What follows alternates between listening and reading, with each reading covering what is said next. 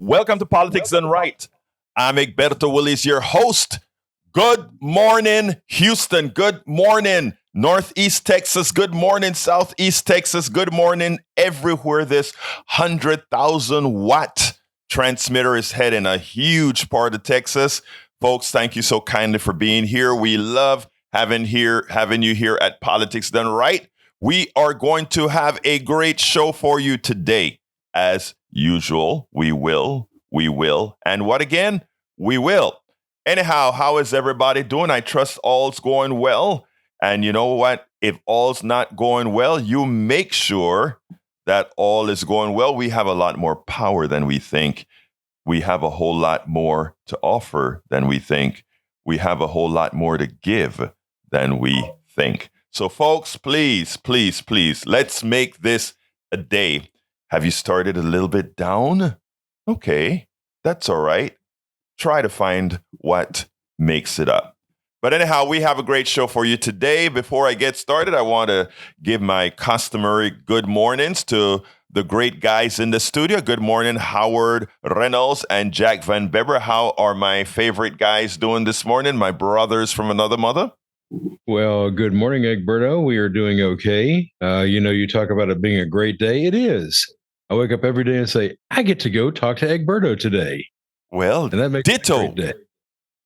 Ditto, man. So, go ahead. Yeah, and I get to come in and serve the people as best I can. That's a gift to me that I get to be of service. And I would like another serving of spaghetti, if you don't mind. Okay, I'll clean the floors today. Well, you did that, and I took out the trash, too. So, a couple of janitors this morning. Well, you know what is great, Van Beber? I can tell you guys from personal experience, one of the best one of the best taco makers soft taco makers in the Houston metropolitan area is a guy whose name is Jack Van Beber. Anyhow, yes, I can tell you. Right, Jack? Why didn't you bring some in, Jack? I will if I can get up at 2:00 in the morning to make them. But I cook my eggs very lightly and leave the yolks to a nice velvet in the burrito. Ooh, like my grandmother used to cook. And the potatoes just make that fluffy. All right, go sit down. Let me tell you guys, it was good. It was good. It took me all the power in the mind power in the world not to eat another one because I really try to behave myself. But anyhow, folks, we have a great show for you today. We're going to start the show. Well, let me give you the title of the show. Then I want to tell you something. This morning as I got into the studio, I went ahead and I'm looking at the show Morning Joe, and they brought on Tim Scott. So I have a little commentary about that I want to talk about. It's a bit racial, folks, but it's going to be honest. But anyhow, no labels is a danger to our democracy. Jen Psaki dings Sununu's lie and Medicaid and DeSantis. No labels puts our democracy in peril. Jen Psaki did not allow Chris Sununu to appear on the airwaves that belongs to all of us and just spew lies. I mean, he's had some sensible things to say, but in there, the way they operate is to put a little bit of untruth in there so that it would cauterize in the minds of people, and somehow it then becomes matter of fact. Well, you know what? We do at Politics Done Right. We don't let any of that stuff slide. We can't let that slide because we don't want reality to become unreality. We don't want it to become that you can no longer trust what you should know. So we don't let that fly. But anyhow, for those of you who are just listening, remember you can listen to us at KPFT 90.1 FM Houston, KPFT 90.1 FM Houston. Alternatively, you can always download our the iTunes, or rather at the Apple Store or at the Play Store, the TuneIn application, and just search for KPFT. and you'll have us. Alternatively, go to kpft.org and stream us. Alternative, if you want to watch the program, and the program is on live with the video and everything, go to facebook.com/KPFT Houston, facebook.com/KPFT Houston, or watch it on YouTube by going to politicsdoneright.tv, politicsdoneright.tv. Anyhow, starting the program, Tim Scott, the senator from South Carolina, it's a black guy that goes out there. And, one of the issues I have with Tim Scott is loved by the Republican Party. Tim Scott evidently is loved by South Carolina because they put him there every single time.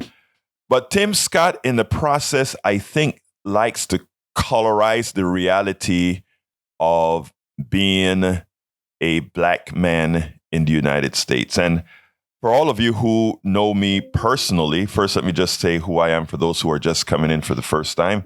Yo soy I am a Afro-Latino Caribbean person, okay? Man. And the reason I always point that out is because, of course, there is a lot of history behind that complex ethnicity. And it differs somewhat from the pathway that was taken by African Americans, right? There are African Americans, which are American citizens that were enslaved here in Africa. Then there are the folks like me who are Afro-Caribbean, Afro-Latino Caribbeans, which, our masters were the Spanish or the Portuguese, etc. But, the common ancestry is Africa, but we all had our issues here in the new hemisphere, in the Western hemisphere. So there are problems all through.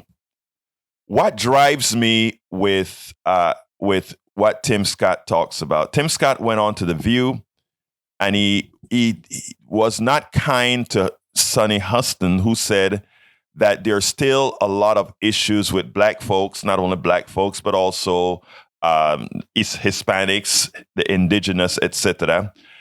And he tried to say that the fact that he could be a senator, that it just means that things are okay. There's nothing really that exists from what the left talks about in systemic racism. Look, it's not only the left that talks about systemic racism. It's also the right, sensible people in the right who believe in honesty. My concern is he gives license by making statements like that. He gives license for people not to solve the issues that really need to be solved. In other words, yes, Tim Scott did well. Yes, Sonny Hostin did well. Yes, Egberto Willies, yours truly, did very well in this country. But not because one particular person does well doesn't mean that there aren't systemic problems that affects the whole. I wrote a book called, I'm sitting here, I'm like, what is my book called? Tribulations of an Afro-Latino Caribbean Man. And the reason I wrote it is because with a smile on my face every day, with treating people with respect every day, with saying, I love everybody, absent ethnicity, race, whatever. I love everybody because I understand that we are victims of our externalities. We are victims of our rearing. We're victims of how we grew up. We're victims of what people have taught us all. So we shouldn't blame the individual. Look, I don't even blame the racist. I don't blame the KKK member. I don't blame those because of how folks were reared. It's a novel way of thinking of things because, you get swords on all sides. You have the black folks and Latinos saying, what's wrong with you? These people are wanting to hurt you. And you're saying, no, look, we all have our crosses to bear. We're all victims. And notice I said victims. I don't believe in victimization, but we are victims of our rearing.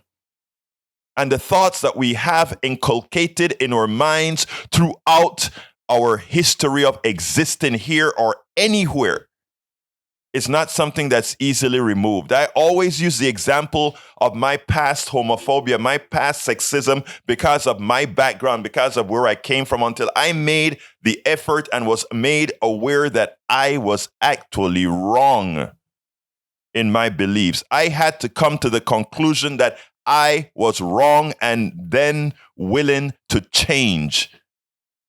And that is the expectation we have to have of every person with all their discriminatory tactics or feelings that they have. It has to be intentionally done.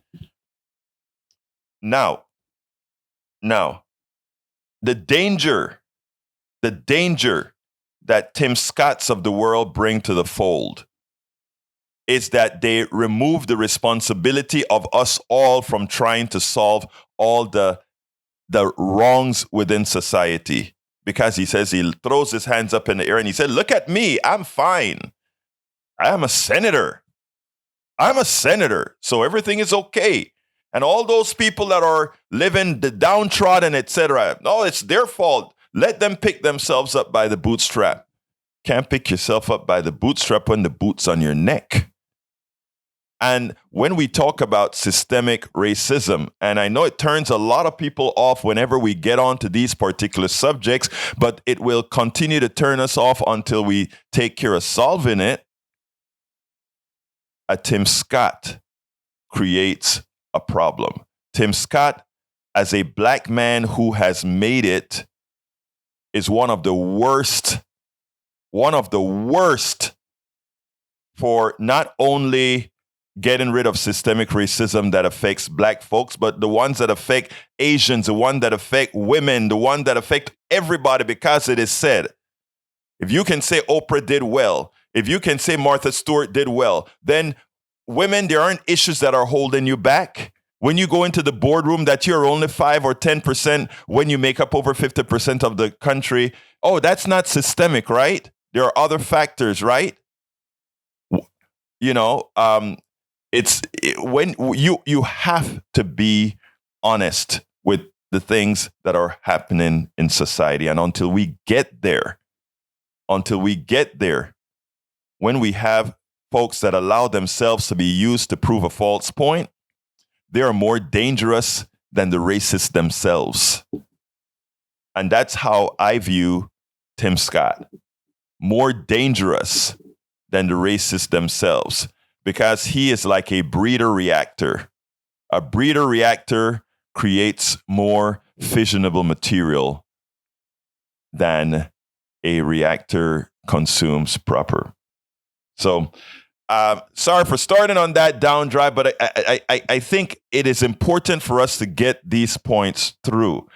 And if there's something that I missaid or didn't say as I expected or wanted to say it, give me a call, 713-526-5738.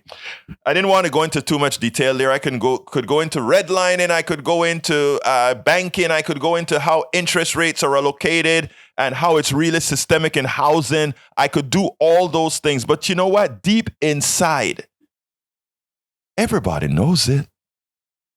Deep inside, everybody knows there's something wrong.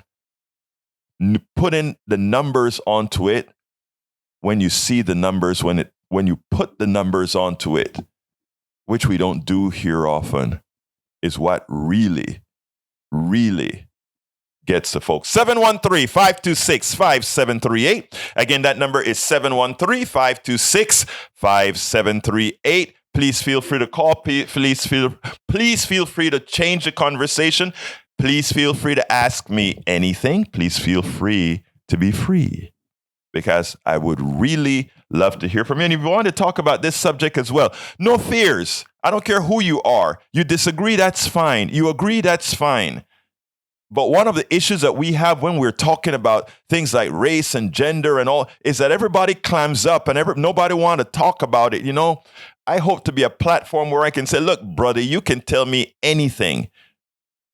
During the Tea Party portion of the debate, I went into some interesting areas and had all kinds of conversation that made sense. People who thought they would fear saying certain things were able to say it. So give me a call, 713 713-526-5738. Again, that number is 713-526-5738 to engage in whatever conversation you want, whether on this subject or another subject. 713-526-5738, extension number 2 to be on air. And by the way, folks, if you're kind of shy and just want to make a commentary to me on whatever I've said here on this program, please also feel free to drop me a line at kpft@politicsdoneright.com. kpft@politicsdoneright.com. All right. Since I haven't yet gotten a call, I want to go ahead and play the Jen Psaki video because I tell you, for the longest time, I've always been concerned as far as, the media lets these guys come and put a word here in and a word here in. And even though it may not be the main subject, they allow the right to put words in that somehow makes it true. I don't know if you saw yesterday after a Republican and a Democrat comes out of the meeting with the FBI. One meeting, 2 different results. Oh, they're having an investigation. No, they're not having an investigation. How can things be different? You know why? There's usually not rebuttals. Well, I love how Jen Psaki did it in real time here. I want you to listen to this, and then we will take it on the other side. Good journalism is hard to find, but lately we've been finding some good journalism. Yesterday I did a piece with Ayman Mohyeldin. We had Hassan that's doing some good work in the way he's interrogating people, questioning people, not letting them bloviate. And today we had Jen Psaki. Sununu came on. He decided not to run after all for the presidency as a Republican. And she came on and did a great thing when he decided to snow the reality of Trump being helped by the Russians. He wanted to call it, it's a false story, while he's given the narrative of what Republicans needed to do to have a chance of winning. But you know what? Jen Psaki didn't allow him to get away with it. The Republican primary field for 2024 is getting more crowded by the day. You may have noticed that, with Chris Christie, Mike Pence, and North Dakota Governor Doug Burgum all expected to enter the race this week. But today, one other Republican who was considered a possible candidate announced that he's not running.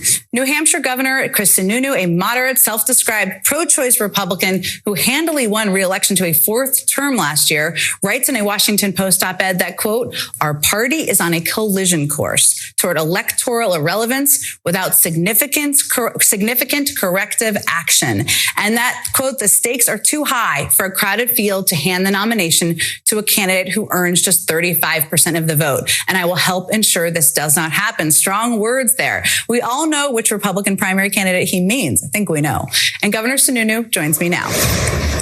So let's start with an announcement that you had a big news day today, but let's start with an announcement that we're going to see in New Hampshire tomorrow. Former New Jersey Governor Chris Christie is going to make his run official in your home state. Neither of you hold back in criticizing Donald Trump. You have that in common. Do you think he has a path to beat Donald Trump in the primary?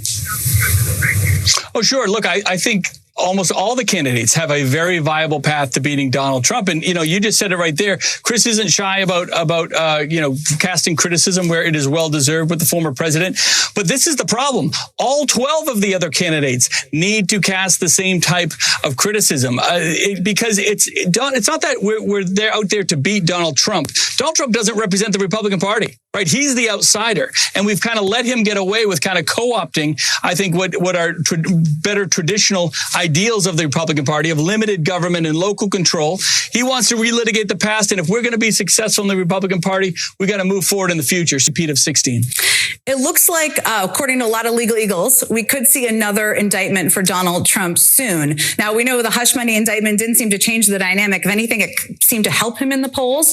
Do you think an indictment on issues around other indictments could help other candidates or would hurt Trump? No. You don't think the indictments matter? No. I don't want to put words in your mouth. Obviously, tell me what you think. No, they don't. They absolutely don't matter. No, these indictments, and if I may, a combination of the media you're creating the boy who cried wolf syndrome, right? What happened in New York was wrong. I mean, it really was. They are beating up on Trump for political reasons. Everybody sees that. What happened with the Russian collusion that never existed effectively exonerated the guy so he can play a victim card. You've all created a situation where what kind of planet are we on where Donald Trump's become the victim? Well, but that's first of all, really what it is. I think and so now nobody believes it. Well, nobody believes it. We know, I have to stop you on there because we know very clearly that Putin and the Kremlin did intervene in our election in order to try to help Donald Trump back in 2016. So we know that is true. But you may think that they shouldn't engage in this as a messaging tool because it's not helpful to them. Is that what you're saying? Yeah. I'm not going to relitigate, the Russian collusion nonsense that went on for 2 years. You don't need to relitigate. It's been litigated by lawyers and investigations. It's nonsense. But nobody buys that any attack on Trump isn't anything but political. Everyone has kind of created this scenario, and he is playing it to the fullest. He's playing the violin strings better than anyone imagined, which is why his poll numbers miraculously are actually going up. So these candidates are going to have to get on the stage, talk about what they're going to do going forward.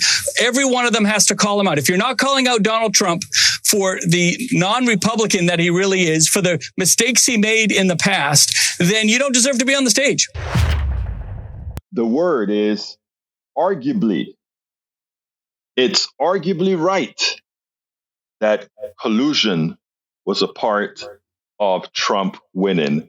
And while it is true that Sununu would constantly try to keep the Republican narrative that says it wasn't, making sure that that does not go unanswered, making sure that whenever these charlatanes lie, misinform, mislead, ill-informed, making sure that it's answered so that within the ethos, the last word isn't that of the liar. Great job, Jen Psaki. Anyhow, folks, I hope you got most of that. That dropout was entirely my fault. Thanks for Howard and Jack for stepping in there as I remapped the channel to ensure that that the video actually came through. Hey, Howard, now we know why your work with the tin cans are so important, sir. Thank you, Egberto. It's important because without the tin cans and string, we can't hear anything on the other side. I know. Now that we're taking it on the other side, what do you have for an answer on what Jack and I were talking about? The interesting thing is because of the channel setup, I didn't hear what Jack is. So give me a one-sentence line about what you and Jack actually said. Okay, I'll let Jack do that. Okay, what I said was, what is the question I'm asking today is, what is the nature of fascism? What is the nature of corporate rule? And how is it going to affect our lives and the poor? Control. One word. Yeah. Control is one word. I sit down and wonder, and I'm going to kind of go around in circles about that, Jack, in this regards. I think there are very few amount of people in this world that are psychopaths. In other words, they have to be in control. They enjoy seeing others in pain, and there are studies that's showed that, right? And there are also studies that show that people have a tendency to follow psychopaths. In other words, they did this experiment. I don't remember the name of the experiment, where they allowed somebody to, it wasn't really happening, but it allowed somebody to constantly shock somebody. And as they saw more pain, the other person kept saying, give more pain. And they did it. They were feeling bad about it. It was the Milgram experiment. Very famous. Right. Stanley Milgram did that. He was a psychologist, and he was wanting to study this sort of thing. And there's an actual film of they filmed it. Yes. And the thing was, would you follow someone who you felt was an authority on something? Right. And the authority was the doctor in the office there with a machine which they thought was shocking someone on the other side of the wall. The person couldn't see them, so they couldn't empathize with their pain. Right. So what happened was, he says, okay, we'll start off with a low shock, and the guy would go, "Oh, that hurt," and the doctor and the subject would look at him and go, "Well, that hurts him." And he says, "It doesn't matter. Just go ahead and do it." And they increased the voltage. What they thought were they were increasing the voltage. Not one of them said, "No, this is wrong," because they felt like the doctor was an authority figure. I studied like 7 years of psychology, so I know this one quite well. And so that was an experiment. I'm sorry. Go ahead. No. I'm glad that you reminded me of it. But the one thing that that, believe it or not, that experiment is one of the things that gives me more empathy towards the perpetrator as well, right? Because it gives me it makes me not hate people, because I know there's something within our nature that follows authoritarians, and we have to make sure that we work on that, because, and that's why in earlier the speech that I kind of gave impromptu was like, I hate nobody, I don't blame anybody for their sins because of how they were reared, etc., etc., etc. That's where that is coming from. In that, look, that is, this doesn't apply to one group of people. It applies to people in general. So, but Moses is on the line. Let me go to Moses, and then we'll come back and have this chat. Moses, how you doing this morning? Good morning, my brother. How are you? I am fine. Talk to me. Okay. What I listened to this gentleman who was picked as the new superintendent of SISD. And as you know, I'm a retired teacher, 35 years of teaching. And for the past 22 years, I taught language, English, reading, and stuff. And when I listened to the gentleman, all I heard was a rubber stamp for the demolition of education in the nation, especially in the states, more so in Harris County or in Texas. Now, are you there? Yes, I'm here. Oh, okay. Now I'm going to just do 3 points and let it go from what I summarized from his talk yesterday. Number one, when you talk about discarding libraries and discarding librarians. Number two, what I saw with this man was a gentleman who, he said he was a teacher. I don't know who put him in teaching. Because listening to him, I'm seeing one who has a simplistic concept of the teaching of reading. The teaching of reading, the subject draws from every other subject. When I taught reading, I have to teach reading from the math side. I have to teach reading from history. I have to teach reading from science. I have to go into every subject to pull that which is a comprehensive practice of reading. So when my students were able to give me from every other area, understand every area in reading, then I understood. And reading is just much more than reading words. It's reading it, understanding what you're saying, knowing the meaning of the word, being able to explain it and demonstrate your understanding. This man is saying that, oh, anybody can take reading. You don't need this. You don't need a library to teach reading. This is dangerous. And number three, there is an overdependence on test proficiency. This is destroying the whole education in the whole country. This business of if the children don't pass the test, we'll fire you, we'll shut down the school. What this man does not understand, if he indeed went through and took a degree in education, he would understand there are individual differences in the learning of students, so that all of them do not come to the same proficiency at the same time. And if you, as an educator, an administrator of education, does not understand that, and you say, I want all these mangoes to get ripe at the same time, then you should be out of there. Because you will have students will come to me at the beginning who are at the advanced level, who are at the intermediate level, and students who are way at the bottom. And each of these need a different strategy in bringing them forward. So that whole business of test proficiency should be demolished and thrown away.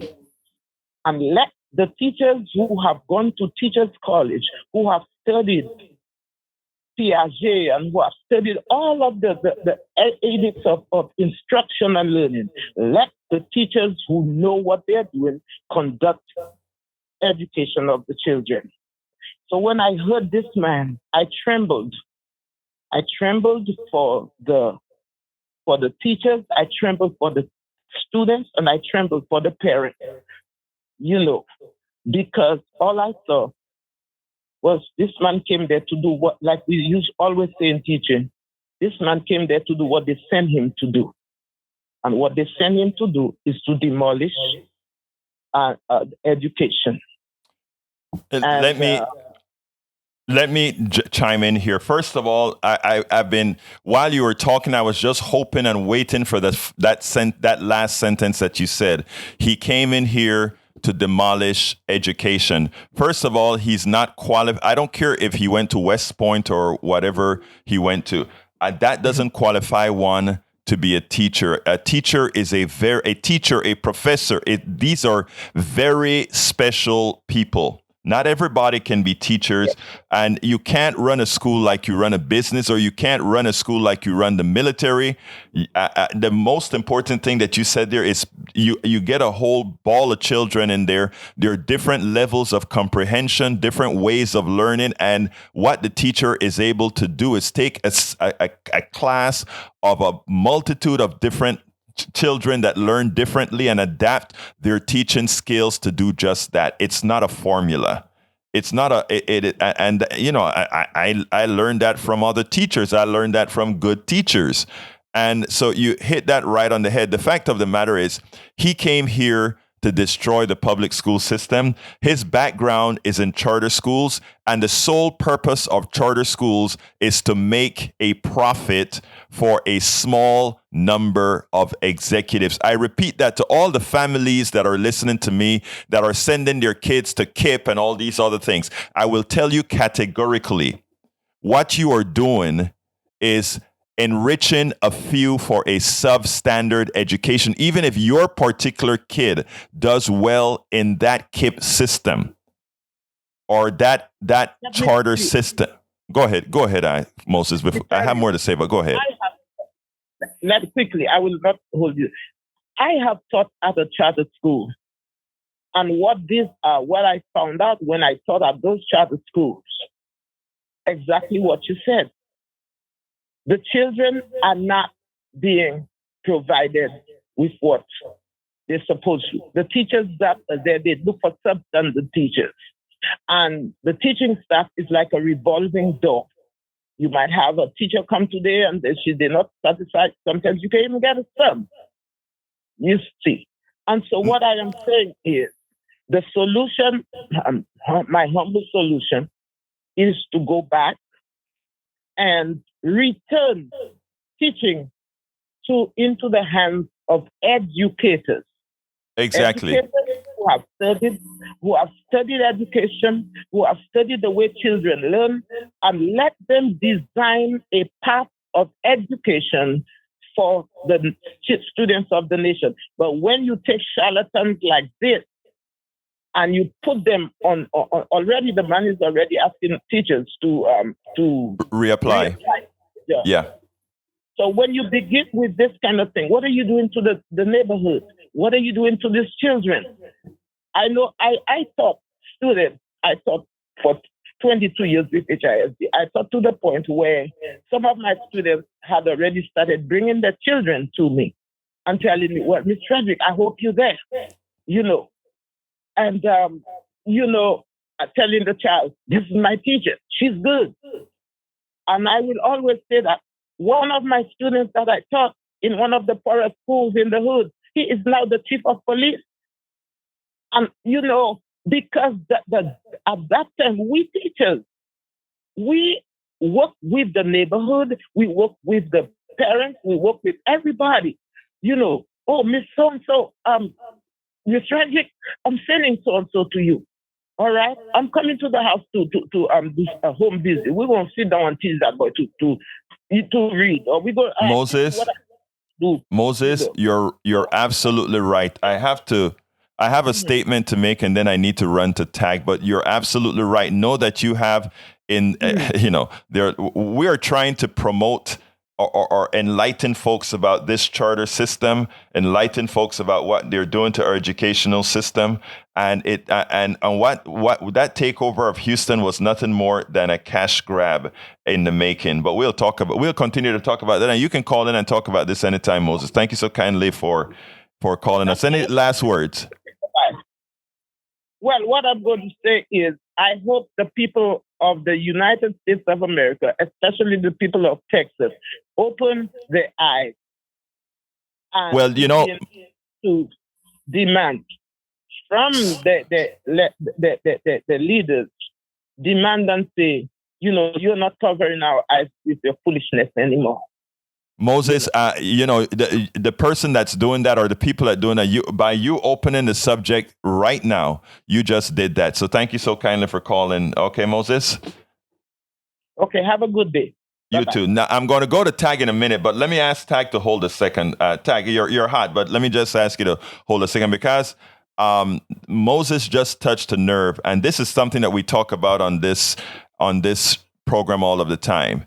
In our system, we want to capitalize everything. We think everything is about making a profit on everything. We want to make a profit on healthcare. We want to make a profit on medicines. We want to make a profit on our kids' education. And before the education comes the profit, before the medicine comes the profit, before the healthcare comes the profit. I am not against making a profit. I am not against business. I'm not against anything that make a profit. But at some level, we have to make sure that profit is not the driving force, but doing well by the commons is, doing well by the people is. And education is not one of those things where anybody who is making a profit on education, when we talk about charter schools, etc., remember the bottom line is not your kids. That your kid may do well in a charter school doesn't mean that your kid should not have done well in a public school, which has more resources. Because remember, the charter school must skim its resources to pay its executives that are not there teaching. They must pay their teachers less and give them less services, less benefits, because they want to have a profit for the shareholders in that business. All of them, whether they're nonprofit charter schools or for-profit charter schools, there are executives out there making the money that's coming from from the state that's moving that money from the public school system into the charter school system. It's a money-making enterprise. There is no benevolency at all. Zero. From charter school. Those who participate in charter schools are participating in the destruction of the education in the future. That's what's occurring, folks. And I'm not blaming the particular person who's been fooled into having their kids in the charter school system. But the reality is, it is there to make money, not for your kids. Now, is the public school system okay or has problems? Absolutely. Major problems. Some of the major problems is where investments are made in the public system. You get taxes in rich areas, they can flourish their schools with everything. In poorer areas, they don't put, even within a school district like HISD, look at how the money is dispersed based on areas of the city. The problem is not to create, and you know what? They're using the poor people. They're using the poor people to profit on the charter system. Oh, look how bad the schools are in the poor areas. Create a charter system. So we have the profiteers making money off of the poor people in those poor areas instead of fixing the public schools in those areas. It's a racket. I'll speak about that a little bit more. Let's go to Tag. Come on in, brother Tag. Hey, Egberto, how you doing? I am doing fine, sir. Talk to me. Well, I think there's a general fallacy that the right wing has been trying to sell to people that the government can be for profit. Obviously, the government's got to make enough money to sustain itself. But as far as making money on Social Security or Medicare or police and fire or even like public broadcasting, it's not there to make money. The government's not there to make money. It's there to sustain itself. And I think that's what people have got to get out of their minds, that government cannot be run like a business, because businesses have to make profits. The government does not have to make profits. The government has to just sustain itself. And I think until we get past that little knothole, that we're going to have a lot of problems in our society. And the best thing about especially the federal government is you have the economy of scale, where the federal government should be able, and state government too, should be able to get things at a lower price because they're buying so much stuff. And that's where we really don't have to worry so much about a profit motive. So when I hear these Republicans saying, "Oh yeah, well, we've got to run," especially Trump was like, "Oh, we've got to run this country like a business." No, you're not going to run it like a business, and especially with the way some people run their businesses. They order 1,000 pianos and then only pay a third of what the sales was, and it's like you just can't. That's a very poor example of how to run a business too. But we don't expect our government to shortchange everybody when they're buying, doing contracts and buying stuff. Tag. So that's kind of what I want to say. Thank you, Tag. Thank you for that. That's an important statement. If in fact, if a government is making profit, it's not doing its job. That's bottom line. If a government has more money after it collects than it's putting out in services, that's terrible government. It means either that it's taxing too much or it's not giving enough services. A government should only take in what is needed to service the people, to make sure that they're happy, to make sure that they have what they need. So a government should not make profits, and you're correct. Everything shouldn't be profit. Thank you so kindly, Tag, for calling in, and keep listening, keep calling, tell folks about the program. Let's go to Bobby. Bobby, you're hot. Okay.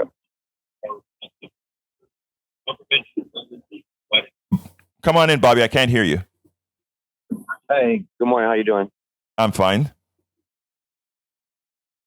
I was going to talk to you a little bit about the schools that you were just talking about, the charter schools. Go ahead, sir. With the Texas State Lottery, when that first came out, I was like, oh, that's going to generate a lot of money. And I thought it was going to go to the public schools, and that's millions and millions of dollars like every week, and they feed it into charter schools. If you go to their website, like they'll pretty much give anybody a charter school. If they have so much money because of the lottery that anybody who wants to open a charter school, they'll almost pay for it for you. And it just doesn't seem right, taking all that money and putting it into charter schools when, the public system is like in such disarray. Look, you're absolutely right, Bobby. The charter school system is a racket. It's yet again another business model trying to be developed on everything. We want to turn everything into a business model. We want to capitalize on everything, and we have to realize that you shouldn't do that. It's not good for the folks. If we were to invest in bad schools, let's say we find a bad school. If we were to invest in that bad school to make sure we bring the teachers up to par, to make sure we go into that community to see why is it that there isn't family interest. Again, in poorer communities, mom and dad, they are working their butts off just to serve some food. Their kids are getting less supervision. All those things are true. You want to solve the problem, go on a community-based in a community-based manner. What is wrong in this society, in this community that services this school, why it's doing poorly? Figure that out, solve the social problems in that area, and you solve the problem. But that's not how we think, or that's not how going back to Jack Van Bever said, what is fascism?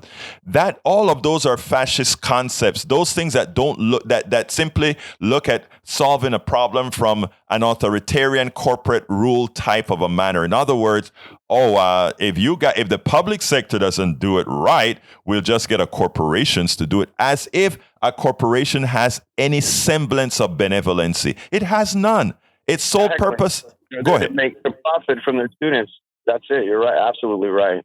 Their main goal is to make money from the students, not necessarily to teach them. It's not like a service that they're doing. Like a police officer or a military person or somebody who wants to give service to their community and leave a legacy of of teaching and all that. They're just trying to get the money. It just this whole system of ours. The old term divide and conquer. It just seems like we're set up to be like. With everything being, like a two-party system, everything that like Obama might have done that is positive, as soon as Trump gets in office, he wants to come unravel it. And it's almost like, nothing wants to pass in Congress or anything, because if it's a decent bill, like the Republicans will say, well, we can amend it, make it. Nobody wants to say, hey, look, the Democrats maybe, also don't want to tell the Republicans, hey, that was a good bill, and we're going to go and support that. It's like everybody is out to make the other one look bad, and it's like it's the self-defeating system. It feels like. And well, I think we had talked. Go ahead. Yeah, here's the thing, Bobby.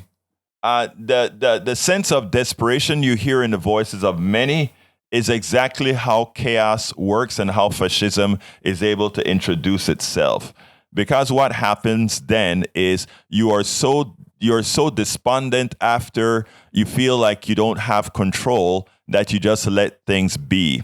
One of my goals in life is to say we don't just let things be. We engage and we be a part about it, a part of it. We engage with our fellow brothers, sisters, friends, everybody, and said, no, you make a difference and do make a difference. And the other thing that I said is people that are out there who complain, who have the ability to do so, run for office, run for school board, run for state senator, if I were a bit younger, I would be running for just about everything that I thought I was qualified for. But everybody needs to engage. Don't put it on. Don't give Patrick and by the way, we blamed Republicans, right? But it's not only Republicans. Neoliberal Democrats are no better. There's a possibility that we could be. I think mankind as a whole is just kind of, we have that inside of every one of us, a little bit of that natural sin, and it leads to greed. Like what you were talking about yesterday about, a billionaire shouldn't have a right, to squander away that much money. Like when I think about all of our society, everything that you see being done, all these, investments and everything that's going on, the money that's available is only like, 25% maybe of the actual wealth that's here in the United States, because the other 75% is all locked up into those billionaire accounts gaining exactly interest. And it's like, I was telling my friend, like if you took a slave and, even a slave, just a few hundred years ago, or like, we had talked about, building the pyramids, that slave, like if you're building the pyramids, you have to have him for years sitting there working for you. So you have to feed him, you have to clothe him, you have to, he doesn't have to worry about those things. Those things are given to him because he can continue working for you. But in our society nowadays, your average person is struggling from tech to tech, struggling to buy clothes for their kids and to pay their rent. And right. Am I going to fix my car or buy food this week? And meanwhile, it's like we're living, because the food and clothing is things that slaves took, that was given to them, and we have to like fight for it. And it's amazing. Bobby, you hit at something that I talk about all of the time. The new slavery is the employee, because the old slave had to be taken care of completely. The new slave, when you don't need him, you just get rid of him. And since he's not a capital investment like a slave was, hey, who cares? Business is down. Get rid of it. Get rid of the employee. We need an employee. We bring him in. We pay him while we have him. When we don't need him, we get rid of him. A slave, you couldn't quite do that, So, it's amazing. And they were to release, like you were saying, they start taxing like they used to at 91%, where those companies are forced to invest that money back into their employees and or just give it to the government. So they're gonna want to invest it back into their companies. Exactly. And like they did back in the day. People back in the day, they used to Their wives, they made enough money where their wives could stay at home. They could buy a new car every 4 years. But now that the CEOs get to keep all the money, we're back to like, we're fighting just to, eat, basically. It's disgusting that there's enough wealth for everybody to live comfortably, but instead, the concentration of wealth, we're turning into an oligarchy system. And to be honest, when you see the Department of Defense spending $10,000 on a valve that NASA has spent $300 on, you're like, they're plugging the books and to make it. It's like a breakaway society. They're taking our tax dollars, trillions of dollars. Oh, well, we lost it. Bobby, I got to go, Bobby, to Arnold. But let me just tell you one thing. Thanks for bringing that up. That's important. But here's what I want you to leave with, my friend. I want you to leave with this statement. We can make a difference. It doesn't happen overnight, but it happens with and this is what Howard would tell you all the times. It happens with the vote. So we have to vote in those people who share these common interests and will do things. Thank you so kindly for calling, Bobby. Keep calling, keep listening. One last thing. I was just going to say, I wish that more presidents actually won by, vote instead of the electoral college, because I feel like at this point, a lot of times our vote doesn't even matter. Like, I got you, brother. Got to go to Arnold. Thank you so kindly for calling, Bobby. Arnold, come on in. Oops, we lost Arnold. We have Arnold. Okay, looks like we lost Arnold. But anyway, check to the woodshed here. Hey, Arnold, if you want to call in again, just call 713-526-5738, hit extension 2, and we'll get you in. But in the meantime, I have the two other subjects that I need to run through, and it goes like this. You've heard of no labels that's coming online. And yesterday on my 3 o'clock show, I was explaining to folks that no label has a good sounding name. We don't want parties, right? If we don't have any labels, everything would be okay. But the thing about it is, no labels is funded by what again? Billionaires. And do you really think billionaires really care? So Joe Manchin, I think, is what they're thinking about, who they're thinking about using to run as the president, as a no labels president. Okay. Joe Manchin is down 22% in his race against the Republican in West Virginia. So he's unlikely to get reelected. Joe Manchin is. And this guy loves power. And how much power can he get for the next year running as a third party candidate? It seems like that's what's happening. Look, the billionaires don't want Biden. What I explained to folks, Biden is a neoliberal. Biden is a But when Biden got elected, he did not govern entirely like a neoliberal he actually listened to progressive, and there was a lot of progressive policies that got passed, from the environment to social services, etc., got passed under Biden. In other words, this was one neoliberal that did not govern how he had it, but he didn't fully govern as a and what? The billionaires don't like that. They want a president, whether Democratic or Republican, that's going to be holding the water for them. And that is what, so far, Biden is not doing fully. So how do you mitigate that? First of all, right now, Republicans are unelectable. The policies that they're pushing make them unelectable. But if you put a Manchin in there, Manchin cannot win. Biden. And that is where we're at right now. Guys, phone you can right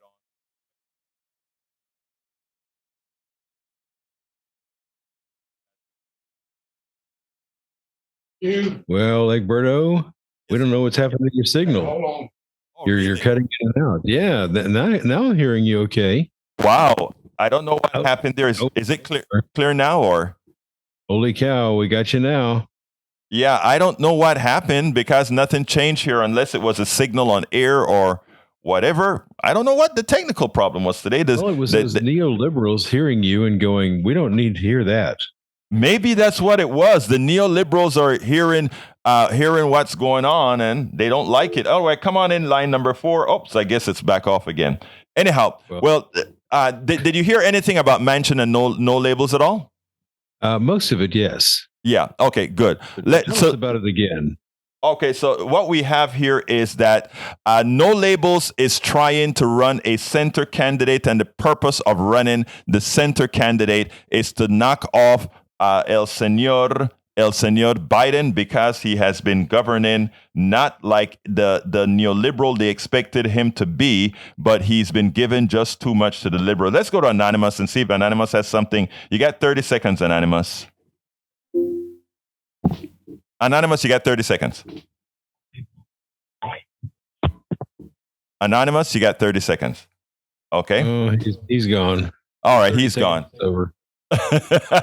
I think, you know what? Anonymous must got us, man. I don't know. But anyhow, folks, so the idea that No Labels is in there for No Label is no friend to democracy. What No Labels want to do is No Labels want to ensure that we know a Republican cannot win based on the current policy and what's going on right now. But you know what they can do? They can still get a Republican in there. And I don't think it's Trump that they want to run. I think that things are lining up to take Trump out. I think Trump is going to be so taken up with legal battles that he's probably they know he's unelectable, but let's say somebody else get in, DeSantis or whatever. They will rather have a DeSantis than they would a Biden, the plutocracy would, because Biden is in a second term, can let the true ruling class that he grew up as come out, because you know what? It's his legacy we're talking about. The man is 80 years old, and he would love to be the person that really, after he owes nothing to anybody, Biden would love to do things. Let me give us some examples here. He's going to be the savior who put a black woman on the Supreme Court. He's going to be the savior who revives the working class. He's going to be the savior who took this country back, or not took it back, who brought this country to make it a true egalitarian system. I want you guys to get that. It's important that you get that. I have 1-point-something minutes left, so I got to work on getting out of here. Folks, sorry for the few technical problems that we had here. One was absolutely definitely my fault, where I had the thing going on the wrong channel. But other than that, it seems like the gremlins wanted to go out there and get us. I want to thank Howard Reynolds in the studio, as well as Jack Van Beber for always making sure that we have a good program transmitted to you. Please go to politicsdoneright.com/newsletter. All the topics that we covered and were supposed to cover is there. And please remember, tell folks about KPFT 90.1 FM. Listen to KPFT 90.1 FM. We are here to serve. My name is Egberto Willies. This is Politics Done Right. And you guys know how I end this baby. I am what? Out! We spend a lot of time deconstructing the news, trying to parse it into a form that everybody can understand. We try to find those little nitpicks where it flies above the fray, etc. If you really like these videos that we do, I want to ask a big favor. Please go ahead. Number 1, subscribe to our channel. And number 2, please join if you can. Thank you so kindly for watching. Keep watching. Please remember to share. We must populate the entire internet with our progressive message, a message that we know is what most Americans say that they want. So help us, please join.